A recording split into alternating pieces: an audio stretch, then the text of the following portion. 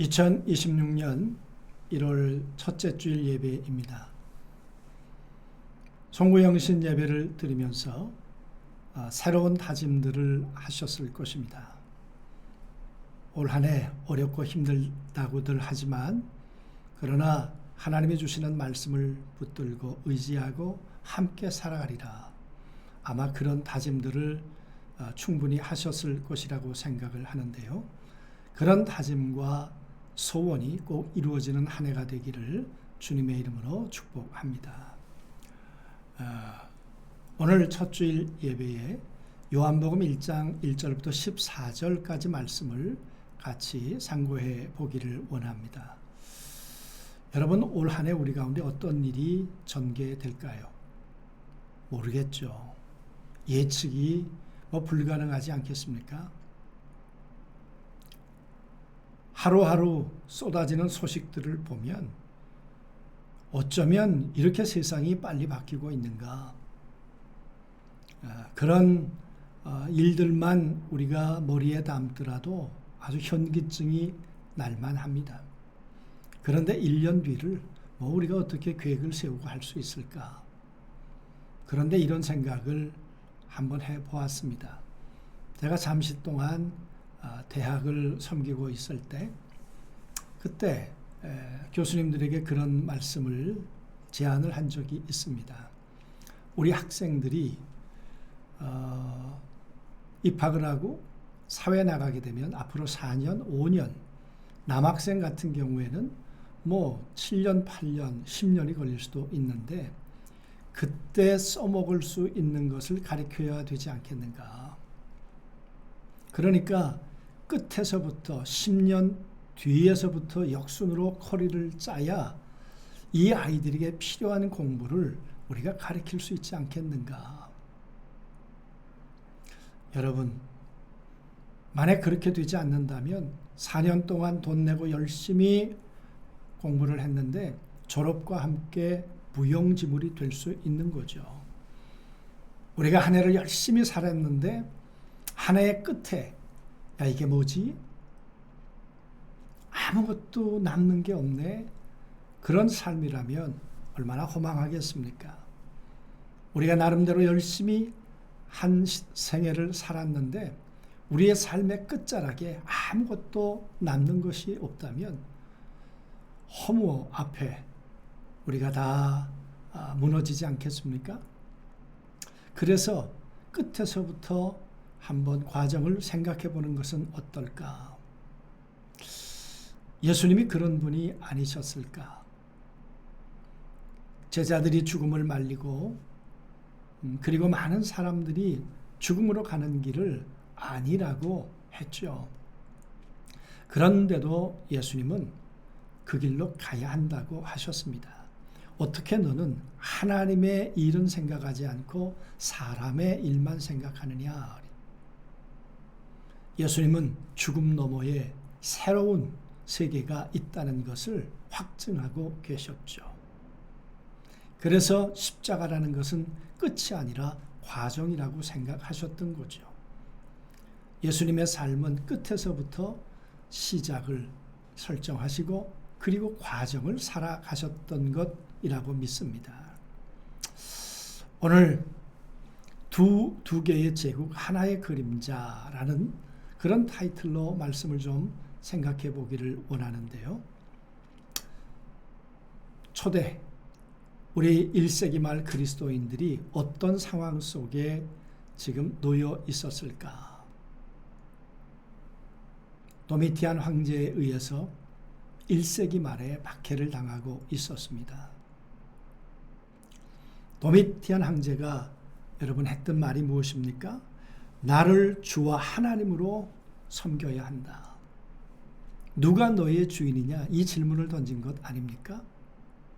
예수가 나의 주인이고 그리스도라고 고백했을 때 그들은 너무나 많은 것을 잃어버려야 했습니다. 사람, 경제적인 어려움, 아니 그것보다 목숨을 잃을 수도 있었습니다. 여러분, 그들이 끝에서부터 이 과정을 생각하지 않았다면 그 고통의 과정을 어떻게 견뎌낼 수 있었을까? 받아들일 수 있었을까?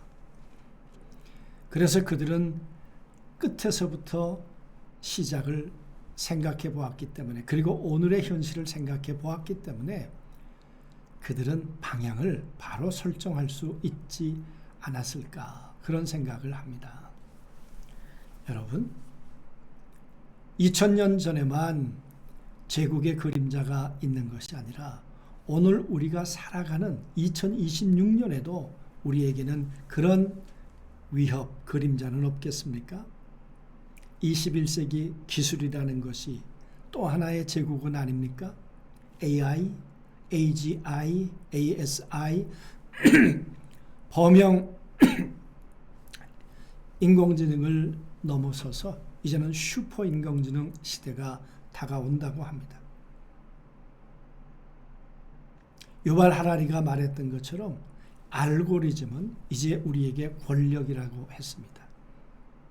무엇이 사실이고 무엇이 진실이냐, 무엇이 조작이고 무엇이 선동이냐, 어쩌면 분간이 되지 않을 만큼 알고리즘이 다 조작을 하는 것입니다. 그래서 알고리즘의 권력에 끌려다니고 만다는 거죠. 여러분, 데이터가 오늘 우리를 정의하고 있다, 그런 시대 속에 살고 있는 것 아닙니까? 여러분, 우리가 유튜브 무엇을 우리가 클릭했느냐에 따라서 알고리즘이 내가 무엇을 선택해야 되는지를 계속 우리를 인도해 가지 않습니까? 데이터인 거죠.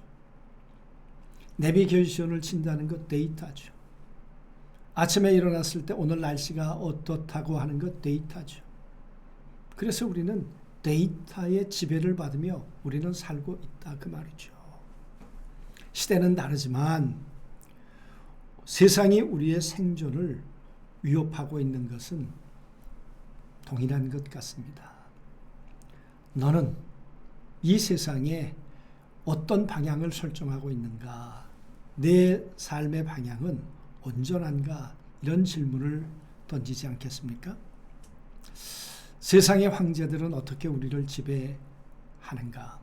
도미티안 황제는 나를 하나님이라고 섬기라고 했죠. 만약에 그렇게 섬기지 않으면 경제적 위협이, 죽음이 너희에게 다가올 것이라고 했습니다. 21세기는 알고리즘이 통치한다고 하지 않습니까? 기술에 적응하고 너의 가치를 데이터로 증명해라. 우리는 지금 이 시대에 허덕이고 있는 것 아니냐, 그 말이에요. AI 기술에 적응하지 못하면 사회적, 경제적으로 도태될 수밖에 없는 시대. AI가 내 일자리를 빼앗으면 어떡하는가? 뒤처지면 내 자녀들은 어떻게 살아가게 될까? 여러분, 알고리즘에 대해서 한번 생각해 본다면 점점 알고리즘이 우리의 삶 속으로 들어오고 있습니다. 초지능 AI 간병 로봇이 이제 등장했다고 합니다. 혈압, 맥박, 통증, 수치를 초 단위로 완벽하게 계산하고 약물을 투여해 줄 수는 있겠죠. 기술적으로 완벽한 돌봄일 것입니다. 그러나 환자가 느끼고 있는 영혼의 고통, 죽음의 공포, 사람의 온기를 원할 때 로봇의 차가운 금속수는 아무것도 인간에게 해줄 수 없을 것입니다.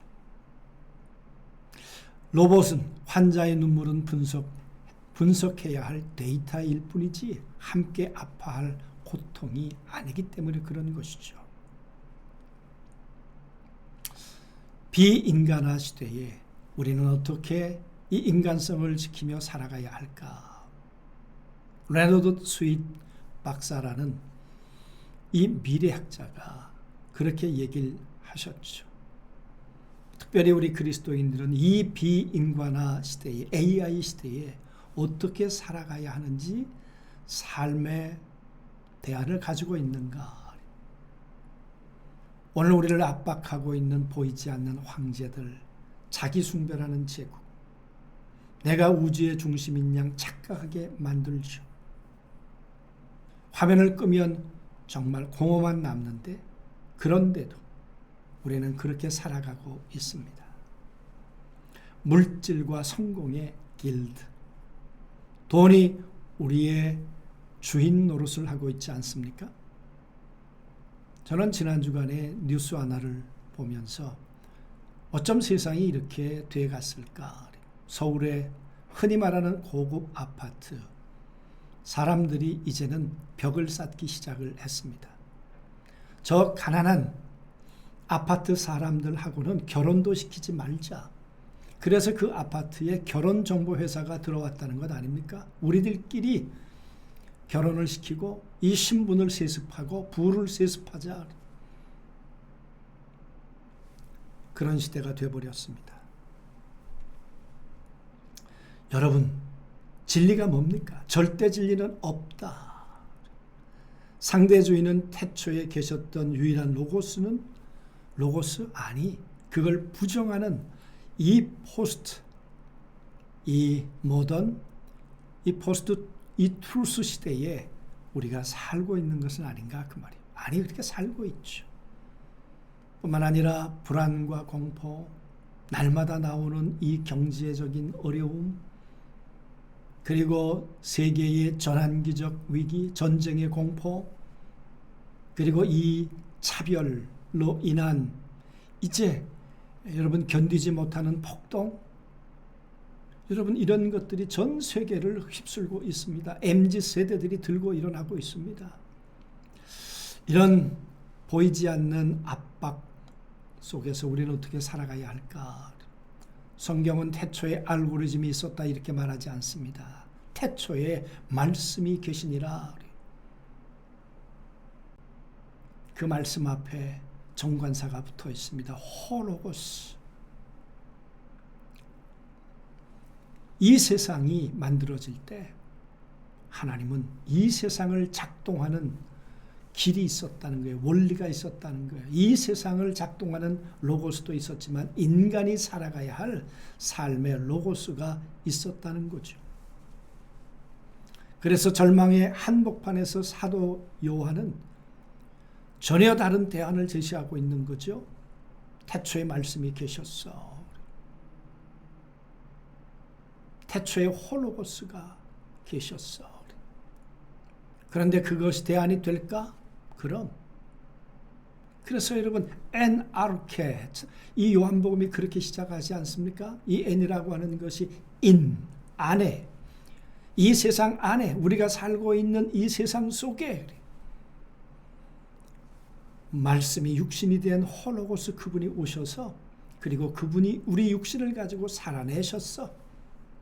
끝에서부터 시작을 재정의하고 그리고 방향을 잡고 살아가셨어. 세상은 알고리즘이 답이라고 말하지만 AI는 과거 데이터를 조합해서 최적의 답을 내놓겠지만, 그러나 있는 것을 조합할 뿐 없는 것을 잊게 하지는 못한다는 거죠. 그래서 요한은 선포하는 거죠. 태초에 로고스, 홀로고스가 계셨느니라. 온 우주를 설계하신 하나님, 그 지혜자, 만물을 창조하신 생명 그 자체이신 분이 계셨다는 거예요. 그분이 우리 가운데 오셨다는 거예요. 우리와는 다른 생명을 가지고 오셨던 분이죠. 그 생명을 우리 가운데 지금 이식시키기 위해서 오신 분이 바로 하나님의 아들 예수 그리스도이신 거죠. 그분을 가리켜서 홀로고스라고 말합니다. 그래서 얘기하는 거죠. 이분이 오셨어. 빛으로 오셨어. 그런데 어둠이 지금 받아들이지 않아. 많은 사람들이 이 하나님의 아들 예수 그리스도를 받아들이려고 하지 않아. 그러나 영접하는 자, 곧 그 이름을 믿는 자들에게는 하나님의 자녀가 되는 권세를 주셨으니. 여러분, 이 믿는 자는, 믿는다는 말은 위로부터 나는 자는, 그러니까 우리가 자생적으로 만드는 것이 아니라 위로부터 우리에게 부여되는 이 하나님의 생명, 이 생명을 얻기 위해서는 말씀이 육신이 되어 이 땅 가운데 오신 예수 그리스도를 우리가 모셔드려야 한다는 거죠. 세상에 주는 자격이 아닌 하나님이 주시는 권세를 가지고 이 땅을 새로운 가치관, 새로운 방향성, 새로운 세계관을 가지고 살아갈 수 있다는 거죠. 사랑하는 성도 여러분, 데이터는 울지 않습니다. 그러나 홀로고스, 말씀으로 오신 예수 그리스도는 눈물을 넘어 피를 흘리는 분이십니다. 그분은 말씀이 육신이 되어 우리 가운데 거하심에, 우리 가운데 장막을 치심에 눈의 눈물을 닦아주시고 우리와 함께 살아주시는 분 예수. 그래서 우리가 알고 있는 이 육신은 헬라어로는 사르크스라는 말을 아닙니까? 고상한 몸이 아니죠. 상처 있고 피 흘리고 육신 덩어리고 살 덩어리고. 초지능 AI는 모든 것을 가졌을지 모르지만 하지만 우리를 위해 울어줄 수도 없고 우리의 이 문제를 해결해 줄 수도 없습니다. 알고리즘은 우리를 처리의 대상으로 보겠지만 예수님은 우리를 사랑의 대상으로, 홀로고스로, 진리로 인도할 대상으로 보고 있는 것이죠. 우리는 누구에게 구원을 요청하시겠습니까? 현대판 도미티안입니까? 아니면 말씀이 육신이 되어 우리 가운데 오신 예수 그리스도이십니까? 현대판 도미티안은 차가운 연산과 데이터를 가지고 우리에게 다가오겠지만 우리 구주 예수 그리스도는 뜨거운 사랑과 은혜를 가지고 다가올 것입니다. 방향이 다른 것입니다. 가상세계와 크라우드 속에서 우리를 지배하겠지만 그러나 우리 곁에 살과 피를 내어주시면서 우리에게 다가오시는 분 예수. 우리를 그분과 함께 살아가는 삶의 방향을 설정하기 위해서 오신 분 예수. 최적의 효율과 답을 제시하겠지만 우리와 함께 고난에 동참해 주시는 분 예수. 처리할 데이터, 업그레이드할 기계, 그거 앞에 우리가 우리의 구원을 요청할 것입니까? 그거는 우리의 도구이고 우리가 다스리고 정복해야 될 여러분 우리의 기계이지 우리의 수단이지 우리의 목적이 아닙니다. 하나님은 목숨보다 우리를 귀하게 여기셨습니다. 당신의 목숨을 주고 우리를 당신의 자녀로 삼아 주셨습니다. 여러분, 현대판 도미티안은 우리를 편안하게 하지만 결국은 고립시켜 갈 겁니다. 그러나 우리 구주 예수 그리스도는 우리를 아픔 가운데서 우리를 회복시켜 주실 것입니다. 방향이 다른 것입니다. 시작도 다르고 과정도 다르고 방향도 여러분 다른 것입니다. 세상의 요구와 하나님의 선물은 뭐겠습니까? 나를 섬겨라. 내가 모든 능력을 내게 주겠다. 아마 세상은 그렇게 요구할는지 모릅니다. 그러나 예수님은 내가 너를 위해 죽겠다. 이것이 너를 향한 내 선물이다. 하나님은 당신의 믿음을 보기를 원하십니다. 그리고 자녀됨의 권세를 주시겠다고 약속하고 계십니다. 우리는 업그레이드 돼야 할 기계가 아니라 사랑받는 하나님의 자녀 대상인 것입니다.